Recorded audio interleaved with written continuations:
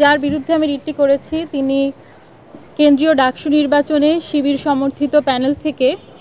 GS পদে প্রার্থিতা করছেন এবং তার বিরুদ্ধে আমার যেই বক্তব্যগুলি ছিল সেগুলি নিশ্চয়ই আমার আইনজীবী আপনাদের কাছে আরও ক্লিয়ার করবেন, কিন্তু আমি যে মূল যে পয়েন্টগুলি রেখেছি সেগুলি আপনাদের সামনে বলছি। সেটি হলো ডাকসু নির্বাচনের যে গঠনতন্ত্র সেটির 2-এর A নাম্বারে যেটি আছে, মানে 2-এর ক,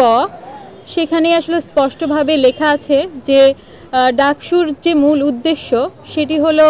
মুক্তিযুদ্ধের স্পিরিটকে, মুক্তিযুদ্ধের চেতনাকে সমুন্নত রাখা এবং সেটিকে ধারণ করা। বাংলাদেশ ইসলামী ছাত্র শিবির সমর্থিত যে প্যানেল থেকে তিনি নির্বাচন করছেন এবং RICL TMX যুগের পর যুগ স্থাপনা থাকে মজবুত। এবং যে ছাত্র শিবিরের কেন্দ্রীয় কমিটি ঢাকা বিশ্ববিদ্যালয় সেখানেও কিন্তু তিনি জিএস পদে আছেন। হ্যাঁ, তো সেই জায়গা থেকে বাংলাদেশ ইসলামী ছাত্র শিবিরের যে ঐতিহাসিক যে ভূমিকা এবং ঐতিহাসিক যেই স্ট্যান্ড বাংলাদেশের মুক্তিযুদ্ধের বিরুদ্ধে, সেটি আসলে আমাদের ডাকসুর যে গঠনতন্ত্র, ডাকসুর যে মূল লক্ষ্য এবং উদ্দেশ্য সেটির সাথে সরাসরি বিরোধিতা করে। এবং আরও যদি এভাবে বলি, আরও যদি বাংলাদেশ ছাত্র শিবির নিয়ে বলতে যাই, বাংলাদেশ ইসলামী ছাত্র শিবিরের যেই গঠিত কিন্তু বাংলাদেশে হয়নি, সেটি আসলে ৭১-এর আগে তারা হচ্ছে বাংলাদেশে এটি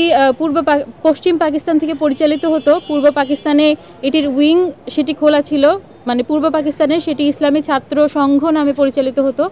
এবং পরবর্তীতে মানে ৭১ সালেও কিন্তু ৭১ সালের গণহত্যার সমর্থক হিসেবে, গণহত্যার সহযোগী হিসেবে বাংলাদেশ ইসলামী ছাত্র শিবির ইসলামী ছাত্র সংঘ নামে তাদের গণহত্যার সমর্থন চালিয়েছেন এবং গণহত্যার সহকারী হিসেবে পাকিস্তানিদেরকে সহায়তা করেছেন। তো এই ঐতিহাসিক স্ট্যান্ড থেকে এবং পরবর্তীতে যদি বলি, ইসলামী ছাত্র সংঘ পরবর্তীতে ইসলামী ছাত্র শিবির নামে স্বাধীন বাংলাদেশে রাজনীতি করা শুরু করে, কিন্তু ৭২-এর সংবিধান অনুযায়ী বাংলাদেশে আসলে কোনো ধর্মভিত্তিক রাজনীতি চলতে পারবে না, সেটি বলা আছে। তো যাই হোক, আমরা SM ফরহাদের বিষয়ে যেই আমার বক্তব্যগুলি তুলে ধরেছি, সেটির প্রথম বক্তব্যটা হচ্ছে ডাকসুর গঠনতন্ত্রের যেই লক্ষ্য এবং উদ্দেশ্য সেটি অন্যতম একটি গুরুত্বপূর্ণ পয়েন্ট। এবং অন্য যেটি আছে সেটি হচ্ছে SM ফরহাদ, তিনি যেখানে পড়াশোনা করেন, গবেষণা এবং সমাজ কল্যাণ ইনস্টিটিউট, সেখানের যে ছাত্রলীগের পদ ছিল, ছাত্রলীগের কমিটি ছিল, সেখানে তিনি কিন্তু যুগ্ম সাধারণ সম্পাদক হিসেবে সেই কমিটিতে বহাল ছিলেন। এবং জুলাইয়ের আগে এবং জুলাই পরবর্তী সময়ে তার কাছ থেকে আমরা কিন্তু কোনো পদত্যাগপত্র বা কোনো ধরনের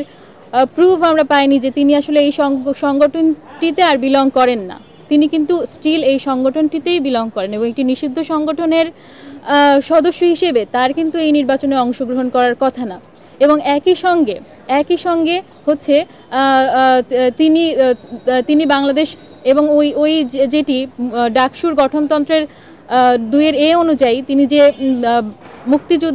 মুক্তিযুদ্ধকে ধারণ করেন না, তার সাংগঠনিক পদ অনুযায়ী তিনি যে বাংলাদেশ ইসলামী ছাত্র শিবিরের